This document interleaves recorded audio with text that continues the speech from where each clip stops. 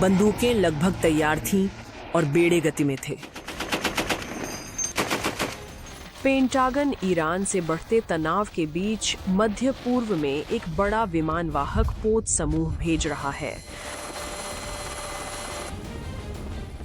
परमाणु संचालित USS Abraham Lincoln और उसका बेड़ा दक्षिण चीन सागर से निकलकर अमेरिकी सेंट्रल कमांड क्षेत्र की ओर बढ़ रहे हैं। अमेरिकी सैन्य रुख में बड़े बदलाव ने सवाल खड़े किए हैं।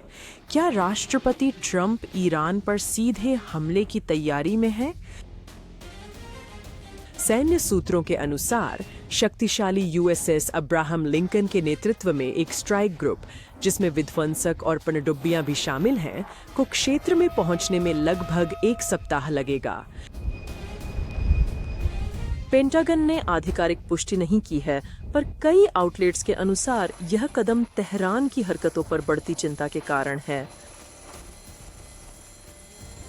यह घटनाक्रम ईरान में व्यापक अशांति और वॉशिंगटन में इस कयास के बीच हो रहा है कि प्रदर्शनकारियों का समर्थन करें या कड़े कदम उठाएं।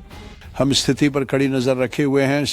मैंने साफ कहा है कि अगर वे पहले की तरह लोगों को मारते हैं तो हम दखल देंगे और उन्हें वहीं मारेंगे जहां सबसे ज्यादा चोट लगती है। आर्थिक तंगी और क्रूर दमन से उपजे सरकार विरोधी प्रदर्शनों में हजारों मारे गए हैं, जिससे तेहरान पर अंतर्राष्ट्रीय दबाव बढ़ रहा है।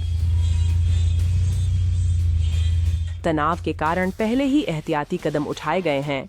कतर के अल उदैद एयरबेस से कुछ अमेरिकी कर्मियों को एहतियातन हटने को कहा गया और अमेरिकी दूतावास ने तनाव बढ़ने की आशंका के बीच सावधानी बरतने और अनावश्यक यात्रा सीमित करने की सलाह दी।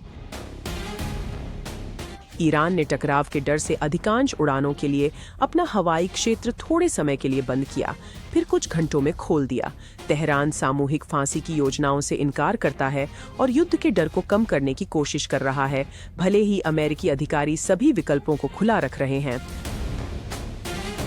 राष्ट्रपति ट्रंप ने ईरानी प्रदर्शनकारियों के समर्थन का बार बार वादा किया है और हिंसा जारी रहने पर सैन्य कार्रवाई का संकेत दिया है। फिर भी हालिया बयानों में उन्होंने हत्याओं में कमी का इशारा किया। कुछ विश्लेषकों का कहना है कि प्रशासन आक्रामकता और सावधानी में संतुलन बना रहा है। सैन्य विशेषज्ञ आगाह करते हैं कि स्ट्राइक ग्रुप की तैनाती तैयारी का संकेत है, अनिवार्यता का नहीं। वाहक की मौजूदगी प्रतिरोध बढ़ाती है और कमांडरों को विकल्प देती है, पर इसका मतलब हमला आसन्न नहीं।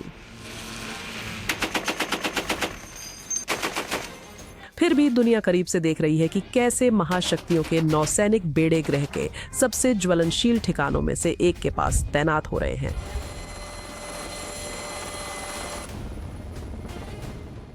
यूएसएस अब्राहम लिंकन के ईरान के करीब पहुंचने के साथ पूरे क्षेत्र में निकासी की सलाह और राजनयिक खतरे की घंटी बज रही है। अमेरिका ईरान के सीधे टकराव की संभावना पहले से कहीं अधिक स्पष्ट है। यह युद्ध की ओर कदम है या दबाव की रणनीति साफ नहीं है, लेकिन आज रात दुनिया देख रही है और दांव बहुत ऊंचे हैं।